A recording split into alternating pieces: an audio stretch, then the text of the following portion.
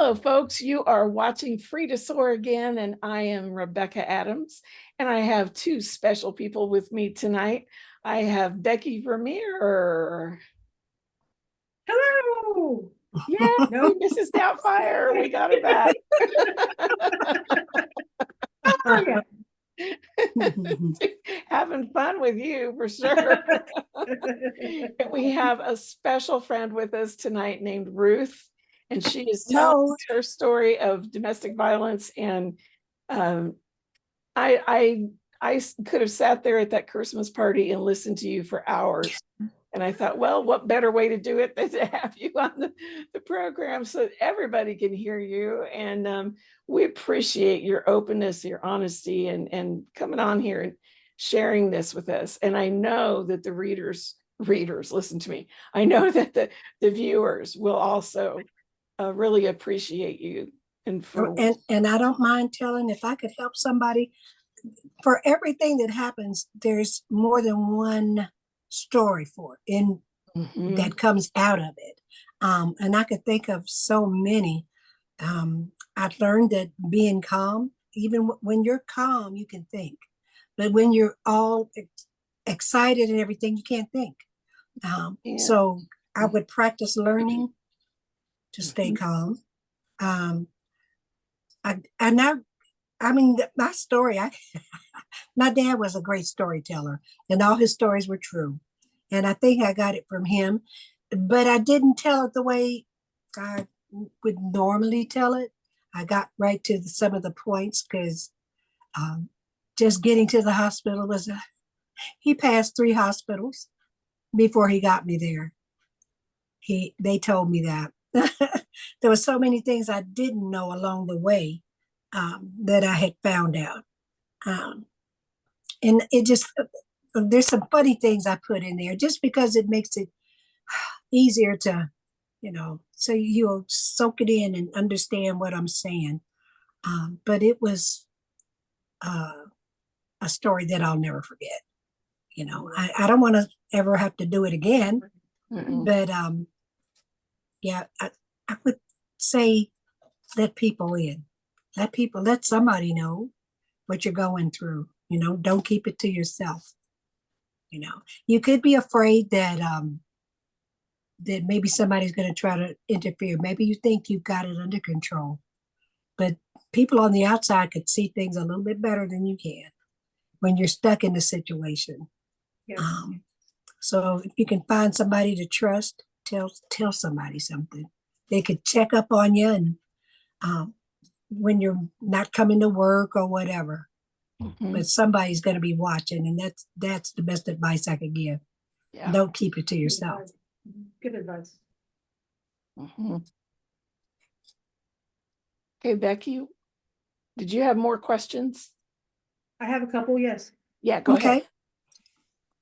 One burning question I have that I haven't asked you yet, and you just made me remember that I wanted to ask you when you said there was a lot of things along the way. Inquiring minds want to know. Did they find the knives that he dumped out of your car? No, they never found them.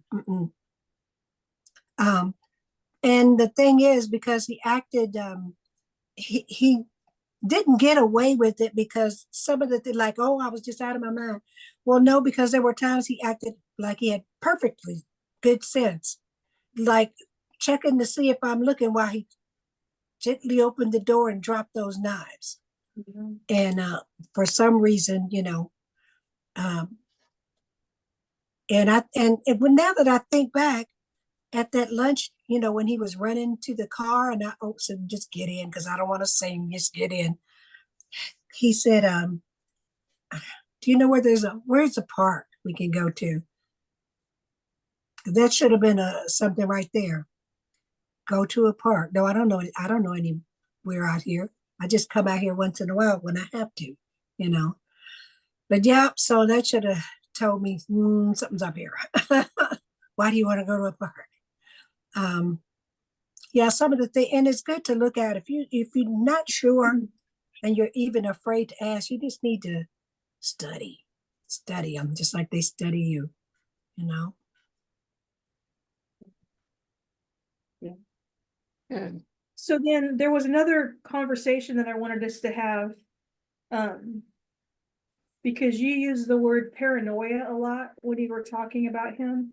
And from my perspective, I still see it as control. And so let's talk about that just a little bit, the differences between paranoia and control. And so, somebody we know that's a drug addict does get that paranoia of like what you're describing as looking out the window and seeing something and there's cameras that are being watched and that kind of a thing.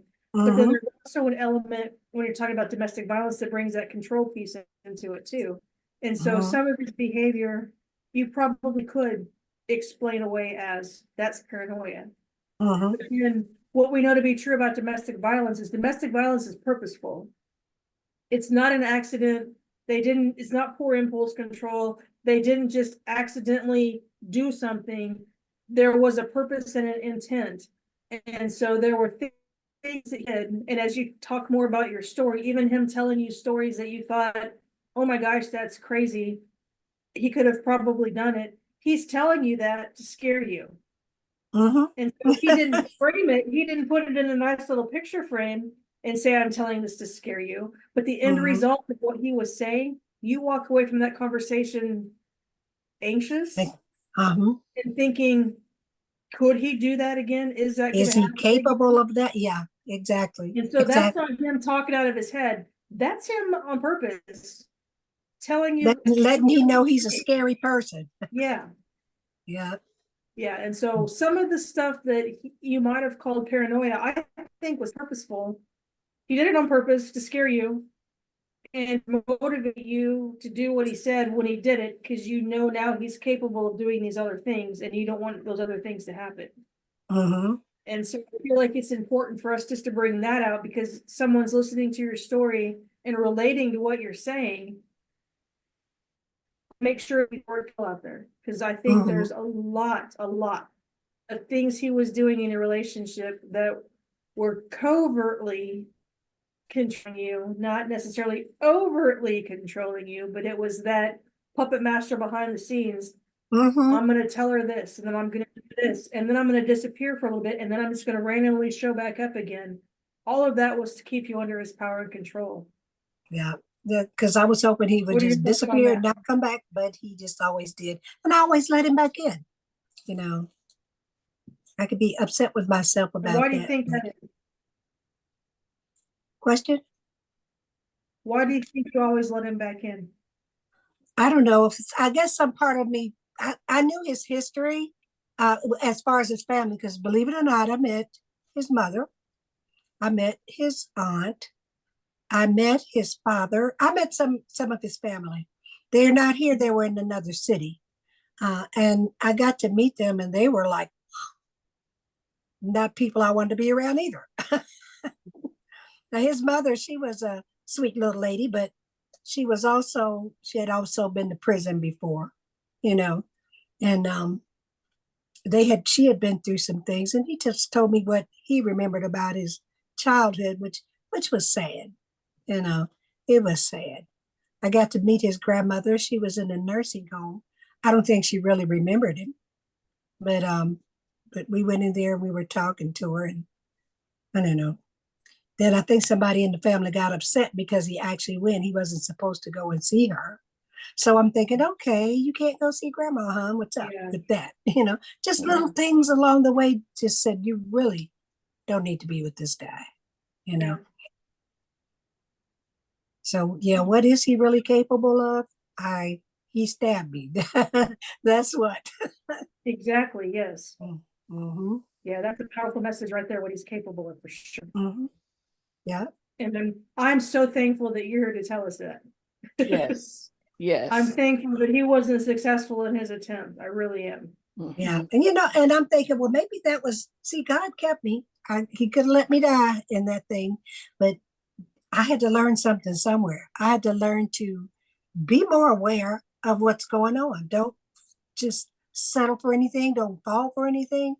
And there's still parts of me in that situation that I feel like was right about. You know what I'm saying? My personality is to try to see both sides to a situation, to a fault. Let me say that, to a fault. I should have been more cautious instead of thinking, oh, he's not going to hurt me. Yes, he could hurt you. Yes, he could. Yeah. And I don't think he was afraid of police.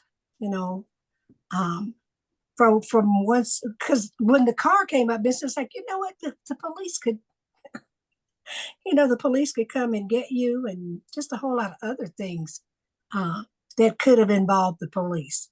He didn't seem to be bothered by that. They're just wandering around the city for days at a time, weeks at a time, and it didn't seem to be. It didn't seem to bother him to be out in the cold or out in the rain, or no matter where he wandered off to, he always wandered back. And maybe I was a safe haven. Maybe that's the way he looked at it. Mhm.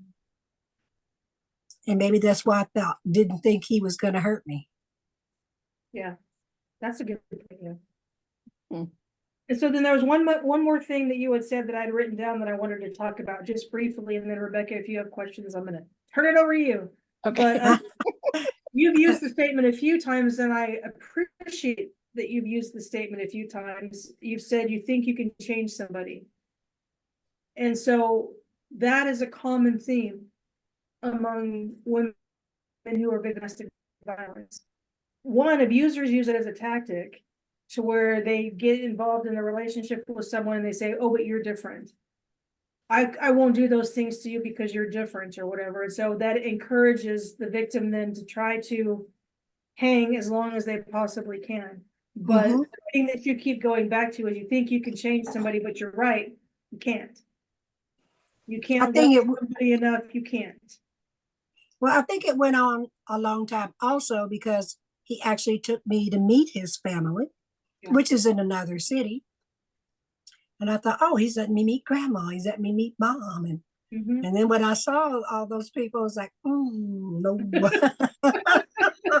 Never mind. The same thing to you as it does to me. But yeah, they were not anybody I want to introduce my family to. But because I had a loving, caring family, and I still do. And when you're in a domestic situation, and it's funny because I didn't think of it that way until the police was they were taking questions, asking questions, and I was answering, and they said domestic violence, and it's like, wow, like I had never heard the word before. And it's like, that was a domestic situation. That's what it was. He lived with me on and off, and girlfriend and boyfriend. Yeah, I hate that word. But yes, and it was like, oh my gosh, domestic violence. Yeah, it took on a new meaning to me. Yeah. And it meant something to everybody else. It meant something different to me until the police were putting a title onto it. Um, And even that's so common. We have mhm, so many people that come into our shelter that the police have brought to our shelter, or the emergency room has called and said, we'll come into shelter, and we'll sit down and we'll ask them a generic question like, what's the name of your abuser? And they'll say, abuser? What are you talking about? Like, there was a disconnect somewhere that uh-huh, happens to other people in their relationships and their situations. That's not happening to me. And then, Rebecca, you can speak to this. We have a form that we give to people. Just, it kind of helps us understand where they're coming from. And so it has a terrible name. It's called the Abuse Inventory Checklist. And what it does is it takes all the different types of abuse and just gives examples of those. And so it's a good conversation starter. Tell us about your situation. Have any of these things happened to you? And we'll uh-huh, see people start checking boxes. And the same as what happened to you, that light bulb goes off and they're like, wait a minute, this is an abusive relationship. And from day one it had been, but mhm. have the word call it that. Yeah, exactly. And the thing is, I think we as women, I can't speak for men, but I can say we as women, we always there's something in us that wants us to be the woman. you know, the gentle person in a man's life. We're the ones that fall in love first, and that type of thing. So it's so easy, I think, for us to fall. It's just easier because men can do what they want to do and walk away, but we want to cling to somebody for whatever reason. And yeah, I think it wasn't my purpose to try to change him, but that's what was happening. Yeah. It's not anything I sat and thought about. It was, well, maybe I can change this. No, I didn't think of it like that. Right. Yeah. How long was your relationship with him?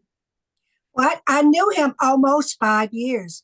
Okay. Almost 5 years when he finally did that to me. And it's not like he didn't do other things like take my car. And I'm not talking about the rental. There was a time that he took my car. I was asleep. We had some wine, and I don't drink a lot. So I can only remember having a glass or two, and I was out. And when I woke up, I heard sirens. And I'm going, what is that? And I get up and I look out the window, and he's tearing up to the driveway and running into the house, and the police are hot on his tail. And he comes up, and I have the door's locked, and he's going, let me in. I'm going, no. And the police were right on him. They came right up the steps because he had to come up the steps. And they cuffed him and took him out. Oh, so my Lord, I can't take any drama like this. I don't like drama like that. Mm-hmm. But yeah, that's my biggest problem. It's like, Lord, don't put me out there like that, But sometimes we got to face life, and that's what was happening, Yeah. What do you think, Rebecca? You got questions? So was that? Do you think that was? How do I want to say that? Sometimes we have to just face life, you said. So do you think that was his fault or your fault or nobody's fault? How do you look at it? I don't, fault. I don't know if there's a fault. I let some things happen. So if you want to say, I just don't know how I can say fault. I let some things happen, and he was just drifting along. He was drifting along being himself, So I guess if you want to say fault, I guess it was my fault for letting him in the first place. After seeing all those things, but I didn't analyze all that like we're analyzing it now. I didn't analyze all that. It just I didn't either. I didn't either. And I love hearing, I know what Becky's going to say, and I see her sitting there shaking her head. Go ahead and dive in there, Becky. Whose fault was it? It's absolutely not your fault. Even if you say, I saw some things, I let him in, whatever else, it is absolutely 100% not your fault. That's right. He was aware of the choices that he was making. He was aware of the things that he was doing. And the hard thing to swallow out of all of it, he was doing it on purpose. Yeah. So it was not accidental. He purposefully behaved that way for the entire time you were in your relationship. And I'll take it one step farther. It was so much not your fault. He preyed, Preyed, preyed on you. And so he's 100% responsible for every bit of it. And I'm sure that's why they took him to jail. And I'm sure that's why the little old ladies in the panel were staring at him with a grimace for her. I don't think you're supposed to do that. As a court reporter, I fight hard not to show any expression. But they don't tell the panel members that. And those ladies were looking at him so hard. But right. Yeah, I have to agree with you. We're just in the dark, especially if you don't have anybody to talk to, or if you don't talk to somebody about it, And they're so charming in the beginning, and they kind of weasel their way in there, and the whole time they're doing it, they have these blinders over your eyes, so keeping you in the dark. Do you this is going to have to. I know you kind of alluded to it as you're talking to both of us. Can you narrow it down maybe, or you want to speak to it a little bit more as to why you didn't tell anybody? Because you've mentioned, talking to somebody. You highly recommend that to women that find themselves in these situations, and recommend that they find somebody trustworthy. You know what? And while before I answer that, I'll say this: I wasn't like a lot of victims. They depend on the abuser. They never been out there on their own. They're afraid what's going to happen, who's going to pay for this, and all of that. I didn't worry about it. He was dragging me down. I had a job. I had money coming in and all of that. But so I don't know why I kept letting him do it. And so I just got lost. So what was your question again? Well, I was just wondering if you wanted to speak to that a little bit as to. I was embarrassed. Okay, I was yeah. embarrassed. Yeah. My family didn't approve of him. I surely didn't want the people at work to know about him, especially when somebody called him a boofer, and I'm going, "What's a boofer?"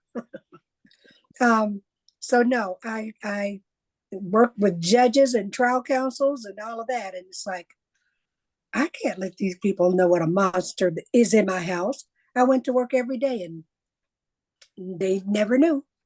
They didn't know. Looking I didn't back, tell them. who do you think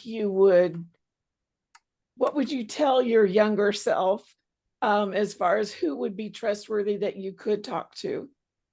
I have one friend that will always be my very best friend. And we were in Germany together. We were in Fort Knox together. Then we got moved to Germany 2 weeks apart, same place, same office, everything. So I think she was meant to be there with me, and she still calls me to this day. But I should have talked to her. And she, after she got out of the military, she became a police officer. And then she made it up to detective, and she's a minister. So I guess I should have talked to her. I talked to her about everything else. I think maybe I was too embarrassed to tell her. Becky, what would you say to that? What comes to your mind as we're talking about talking to somebody? Yeah, I mean, I think talking to somebody is a great choice. I completely relate and understand the really embarrassed, because we do tend to take ownership of what's going on in our situation. So even though I just adamantly said it's absolutely not your fault, we do tend to take ownership of the behaviors of the people we're in relationships with. But honestly, somebody who has the ability to reach out and say, that's how the domestic violence movement got started. The domestic violence movement got started by neighbors getting together, sitting around the coffee table, drinking coffee, saying, hey, guess what happened to me last night? And so another person saying, that's not okay. And so that's the benefit of taking someone into confidence and having those conversations. What they do for us is they express outrage when we can't. They express wisdom when we don't have it. They give us that compassion and that support that we desperately need and didn't know it until we get it. It makes all the difference in the world. And they can also identify it and say, well, that's domestic violence, or that's abuse, or that's whatever. Yeah. It's just embarrassing, and you don't want anybody to think any lesser of you. Say, what kind of person are you? And I thought you were bigger than that. I thought you were stronger than that. And then they lose their confidence in you because of those decisions with that person. That's what you think anyway. That's what you think. But if they're you have to trust somebody. You have to trust somebody. We've had so many women come through the doors of our program, and I don't know if either one of you ever read that book, The Scarlet Letter. Never did. About the Scarlet Letter. It's the converse of that, because we have women that come into the shelter and say, I have a big A on my forehead. Yeah. I've been abused, and I'm ashamed, and I'm embarrassed because it happened to me, and it shouldn't have happened to me. And so that's a lot of times the first feelings someone comes and expresses to us, just how ashamed they are.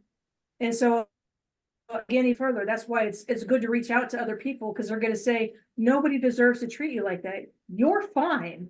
You're a great person.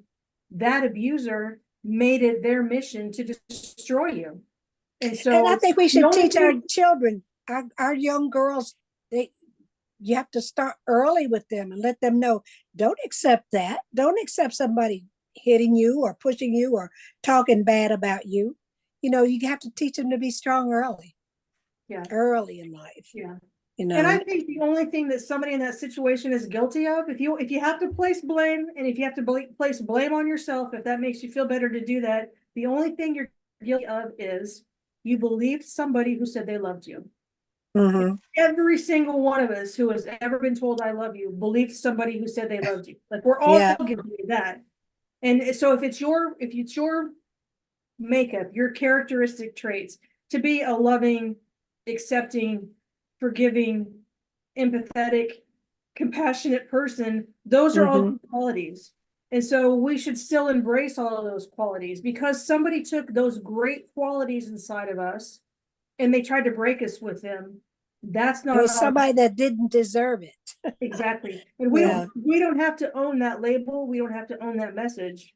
They did that. You didn't do. Mhm. And I think it's important to point that out. And that's a Keep good thing to embracing point the things about yourself that you love. If you're a trusting person, keep embracing that. Keep Mhm. embracing those things. Don't let an abuser take those things away from you. Mhm. It's funny because I live like a hermit now. I'm not looking for a relationship with a guy or anything like that. I just don't care to even be bothered. Like, maybe that's my age right now or whatever, but I don't want to have to go through anything like that again. I don't want to have to look out for it. I don't want to have to wonder what is he up to. That's just where I am personally, Maybe it'll Another change later. I don't know. But I feel free. I feel like I'm fine right where I am. Good. That's wonderful. That's That's awesome. where we want you to be, free to soar. Yes, Yeah, exactly, yeah, I love that. exactly. Well, I tell you what, Ruth, I really see you as a thriver. Becky has a few steps that they go through. You've escaped, and then Yep. you're a survivor, but then as you keep moving forward in the right direction, you become a thriver, and you are definitely thriving where you are, and you are such a joy to talk to. Oh, I'm telling you, you really thank are. you. Thank you. Absolutely. Mhm. Becky, I've got a couple questions for you regarding the schizophrenia, since you've got the background in psychology. Can you speak to, you spoke to the paranoid part of the paranoid schizophrenia. Can you speak to the schizophrenia and also answer the question, is that, it's Ruth's question actually, is it forever? Oh, that's a good question. And my understanding, so schizophrenia is like all the other mental illnesses that we have. It starts in our brain. And so it's a chemical imbalance in our brain that produces this behavior. Mhm.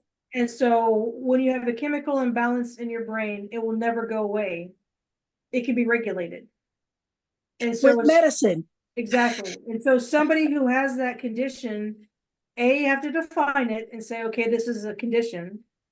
B, we have to create a plan. And if the plan is medication, C, you have to stay on the medication. And on staying on the medication, you can regulate that and live as close to a quote unquote normal life with Mhm. your mental illness. You can peacefully coexist with your mental illness.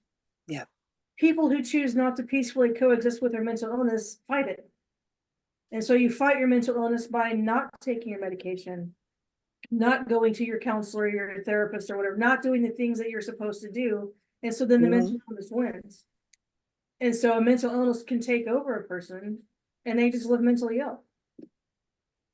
The Yeah. sad thing is it can be remedied. Like, I don't think it can be cured.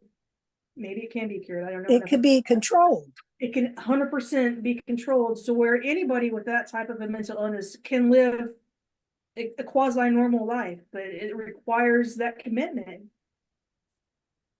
The challenging thing is when somebody has a mental illness, they don't really care to live a quasi-normal life because they're mentally ill. And so there's a daily battle that person has to daily say, today I need to take my medication so I can hold down my job, so I can raise my children, so I can love my spouse, so I can, all the day to day to day, I can do all of those things. Mm-hmm. I don't think he had that. I don't think he had that. I don't want to say ability, those thoughts. He was an alcoholic also. Um, I I found all his paperwork. I found all his paperwork when it was all over, and that's how I know he was a paranoid schizophrenic, and that he was an alcoholic, and all the other things that he didn't tell me.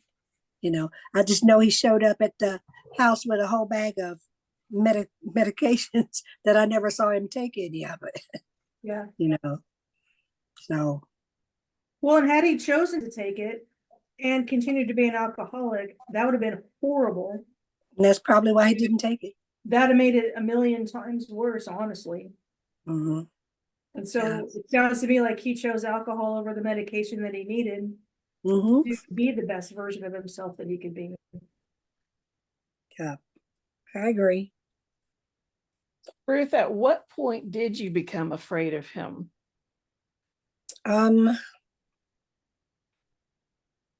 Whenever he was drinking, I saw his whole personality change whenever he drank. He played real loud music. He had a cassette, and it had that gangster rap stuff. And I noticed he was getting angry and meaner. So that's why I know music affects us. Mm-hmm. And that just made him angry and mean. And I know one time I left him at the store because he was being angry, and I was like, "Oh Lordy, I don't know what this man is going to do." And he's full of beer.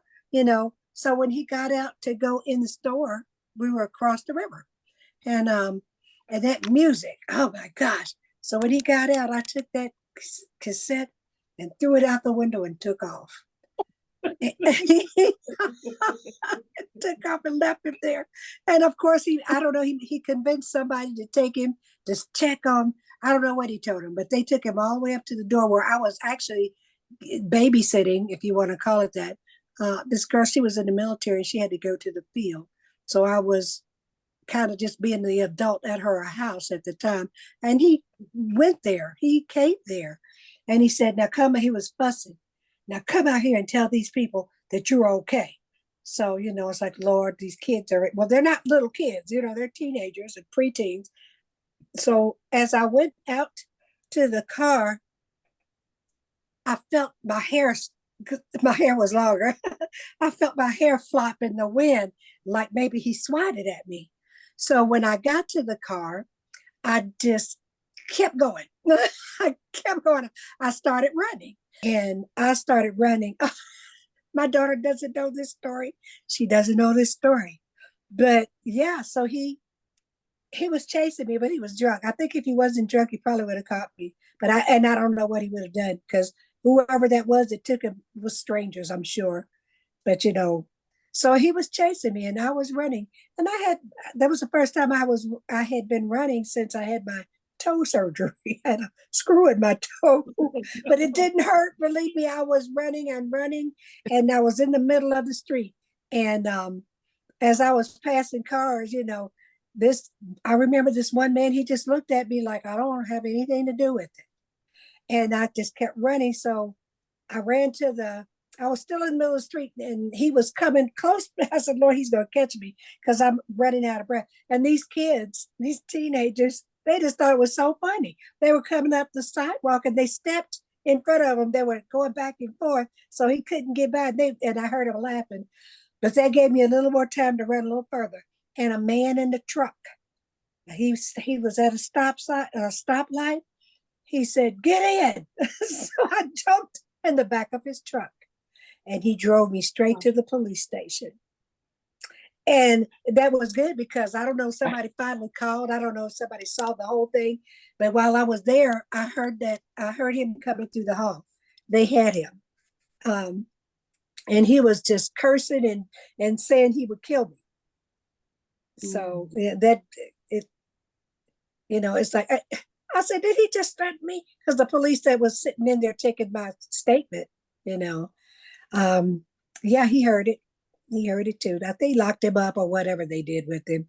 And then he always comes back around like nothing ever happened. But yeah, that that was the time. I wish I had a video so I could see myself running and these kids in front of him stopping him because they just thought it was funny. So they were keeping him from keeping him from getting to me, you know.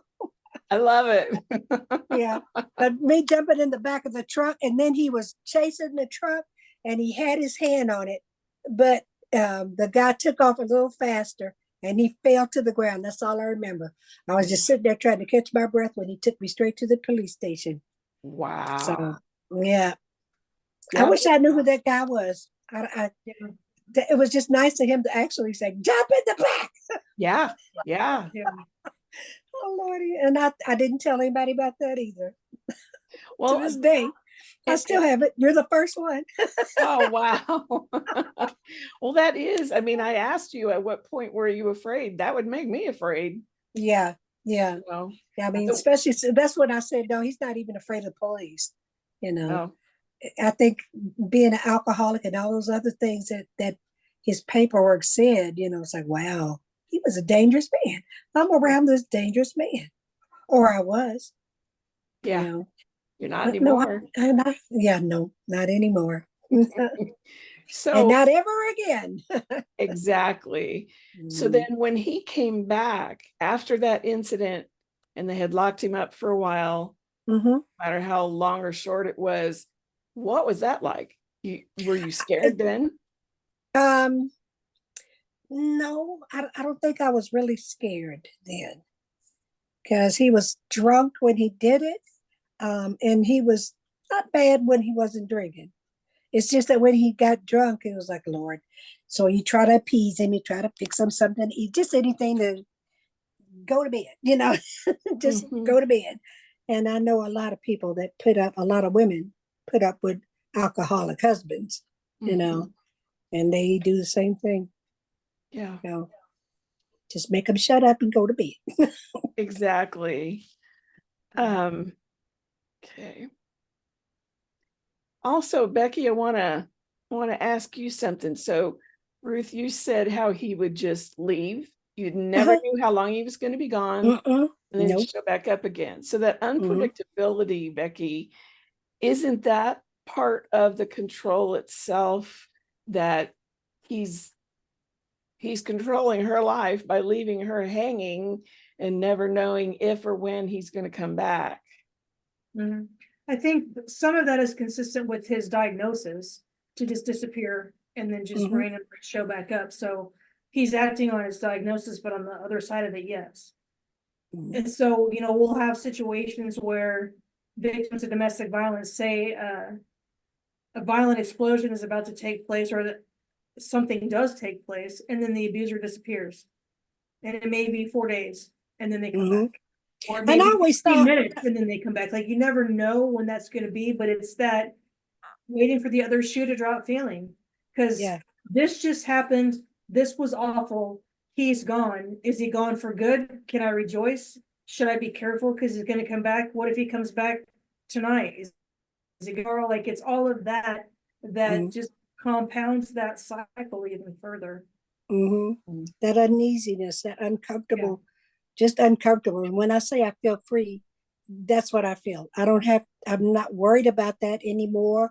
I'm not worried if he's going to come through that door or whatever. No, I'm not worried about that. And I'm not even scared of him anymore. I've gotten stronger, you know. You've taken the power back. Yeah. Yeah. So I'll just keep my can of hornets. There you go. So you said something, Ruth, that while you were talking to us, and it made me wonder, and I wanted to ask Becky, and I'm curious what you're going to say. You were talking about him being dangerous. You've met more than once you were with a dangerous man. So, Becky, can we group all abusers into the category of dangerous? 100%. I mean, inherently the word abuse, does the word abuse imply warm fuzzies? No. The word abuse implies something bad. And so at a minimum, and I hate to use the word minimum because it's awful and horrific. At a minimum, because I can't come up with a better word for it, maybe you're experiencing mental emotional abuse, but that's devastating. And that's Yeah, it is. the core of your existence. And so you may never lay a hand on me, but you've destroyed me. It's dangerous. Or financial abuse. I never laid a hand on you, but your credit's destroyed. You're probably going to get evicted from your house, your apartment or whatever else. It's dangerous. What's the option to be out on the street? Every aspect of every tactic of every abuser is dangerous. Because it shifts your whole life. Your whole life will shift in a Physically, whole other direction that you were not expecting. exactly. Yeah. And none of us enter a relationship expecting to be abused. You froze for a second. In good faith. Yeah, you froze. She's still frozen on my screen. There you go. You froze for a second. You said none of us enter a relationship, and then you froze. Yeah. Okay. Am I back? Yeah. You're wonky. Just a little wonky. Okay. Yeah. None of us enter a relationship expecting to be abused. That's not even our mindset. We meet somebody, we have the connection, it's all warm and fuzzy, and we want to know more, and we want there to be more. We enter that relationship hoping that it succeeds. And so abuse sneaks in. It doesn't come blaring in guns a-blazing, it sneaks in. Actually, by the time we have the word to call it an abuse, we're so entrapped. We're entrapped in this situation that now we can't just walk out the door and call it over. We're entrapped and we have to come up with an escape route. That's and I didn't have one. I was just hoping and praying that maybe he'll just leave and not come back. Yeah. That would have been perfectly fine with me. But he just always showed up. Back and forth. Yeah. So so everything that has the word abuse in it, bad. There's never anything good about the word abuse. Drug abuse, bad. Alcoholism, bad. Right. It's bad. Child abuse, bad. Elder abuse, bad. Yeah. It's bad. Exactly. I think I can't come up with one situation where the word abuse does not imply dangerous. I can't either. No. And that's honestly what I thought you'd say, but I thought, you know what? We've never really addressed that. Because I can just understand, and I can totally understand because I was there for 22 years. Wow, that's a long time. It is a long time. It really is. And I've now survived 48 years now that I sit back and calculate it all. I've survived 48 years of abuse. And I can remember times, Becky and Ruth, where I would, you minimize it. I mean, we've talked about that a lot on this program before. And, just trying to get through another day. Yeah. Just trying to get through another day, Yeah. And you think to yourself, oh, well, it's not that bad. I don't think I would label it abuse. And so you try to talk yourself out of it. And you know why you don't want to label it as abuse? Because you don't want to face the facts. Yeah. But abuse is bad. So if I say this is abuse, I'm instantly in a different place than it's a rocky road right now. What are those expressions we come up with? The second we name it abuse is bad. And now we know what that means. Exactly. And abuse equals entrapment and all of those things of now I know I can't go back to hiding from the facts that I know. And so that's why for a lot of people making that leap from, hey, this is just a bad relationship to this is an abusive relationship, it's so hard because once you define it, you can't go back and say it's not anymore because it is. Right. Now you have to Right. deal with And the then fact you went, then you this. blame yourself because you go back. Yep, I said, that's you're right. blaming yourself now, you know. Mhm. And at that point that you see that it's abuse, you can't unsee that it's abuse. No, Right. You just No. can't. And I remember when I hit that point, it was probably about 10 years before I left. And that's when I sunk into just a pit of depression. And I don't remember how long it lasted. I have no idea. It could have been 1 month. It could have been 2 years. I don't know.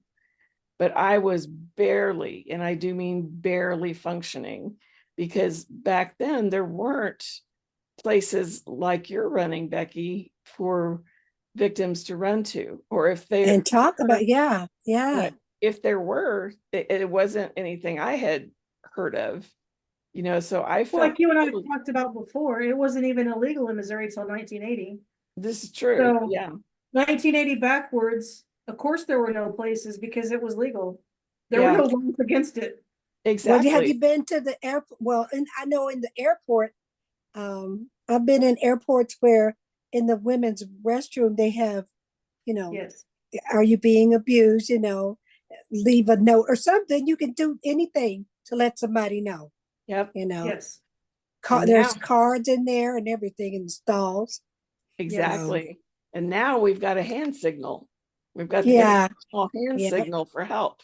yeah. Well, I'm so many times in your story, I could just see where if you had only that had been, yeah, SOS. yeah, yeah. If that had only been a thing back then, you could have been spared so much earlier than you were. Yeah. One thing I haven't done for a while is I'm going to put a plug in for my book. I don't know if you can see it. It's Read called, so. it's called Free to Soar. And it is my story. Now, when I wrote it, I had been a victim for over 39 years. And you won't get the one with all the tabs. Your book's not going to look like as right as this one. But in the front, or in the, well, okay, first of all, my story is, it literally is as out there as I could put it. It's probably like PG rated. All right. Then in the back, there are, we've been talking about the different kinds of abuse. So for our viewers, there is, after the epilogue, there is an appendix where it will literally define every type of abuse and it will give examples. So if you're not sure if you or someone you know is going through abuse, you can go through here. Then in the very back part, there is a section where there are places that you can have websites, phone numbers and things, and get help. One thing is a safe house that Becky is on their board. Can you tell us briefly about Safe House, Becky? So Safe House created an app that you can get through the Google Play Store, or I don't have an iPhone, so wherever you get your apps through Apple, the Apple Store. And so it's a completely free app. They have two different ones. There's Safe House Crisis, which is a directory of all of the shelters in the country.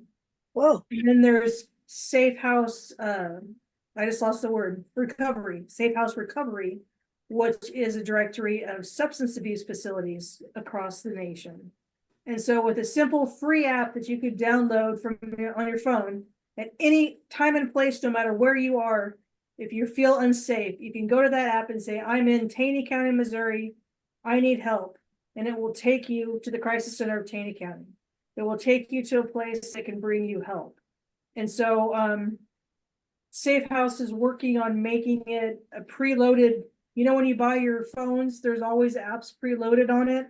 One of Safe House's goals is to have this be a preloaded app. You'll always have that information at your fingertips at any given moment. So it's fantastic. Absolutely fantastic. It is fantastic. It really is. We've been able excuse me, we've been able to interview the lady that started it, Eliza Conley Lapine. And Oh. she is amazing. You watch it, that lady's going to be an astronaut to way past our solar system one of these days. She's constantly working on things to improve. And I've never seen anybody more motivated. She is just an amazing young lady. So I encourage you to do this Safe House app. One thing I forgot to tell Let me you. say real quick though, we have to make Yes. sure, because there's been some tweaks to the actual app. And so if you go to the Google Play Store specifically, you actually have to put in Safe House Crisis. If Okay. you put in just Safe House, it will not pull up the app anymore. Okay. So you have to do two different downloads, Safe House Crisis, Prices. House Recovery. And if you put those two words in the search bar, it should pull them up from either Google Play Store or the Apple Store. And Wow. is there a space between safe and house when you type it in? I want to say yes. That's what I I think was thinking it was. Okay. because there was a little bit of a flip and there was some changes to well, I don't need to get into it, never mind. But yeah, though you just have to make sure you add the second word to it. Okay. Okay. Safe House Crisis. Prices. House Recovery. Yes. Okay. And they're fantastic resources. Everybody should have them. Absolutely. Absolutely. And then I wanted to let you know where you can get this. The best place is going to be through Amazon. Amazon, yeah. If you want the e-version and you have a Kindle app already, a Kindle account, it's free. Mm. All right. If you want the paperback book, you can order that on Amazon. We have the link, and I'll make sure I put it in the show notes. I've rewritten, let me say it better. No, that's not rewritten. I have updated it. And so that is now available. If you go and just try to look for it by the title, it's going to tell you on Amazon that it's out of print. It's not out of print. This was originally published in 2011. So it's now been updated, and that updated link is going to be in the show notes. And I believe I even updated it on our YouTube channel anyway. Then there's also an audio book that is coming out. I have a friend who is still working on the editing portion of that. So it's going to be on audio, and then it's going to be in print and also in on Kindle. You can get it. And that is the updated version. So Kindle. Okay. Okay. yeah. And it's Free to Soar by Rebecca Adams. So, and I'm excited for the audio version. What's that? I'm excited for the audio version. I am too. I I've read the really am. paperback version, but I'm excited for the audio version. Yeah, definitely. Definitely. Yeah, but you can't sign the audio version. No, I can't do that. But we really, really appreciate you coming on and telling us your story. And if there's more that you think of, jot down your notes and get in touch with me, and we can have you on again, and you can tell us the missing parts of your story if you'd like to. Okay, I will be glad to. Yeah, we really, really appreciate it. Folks, we wanted to let you know that no matter where you are in this process, you're always free to soar.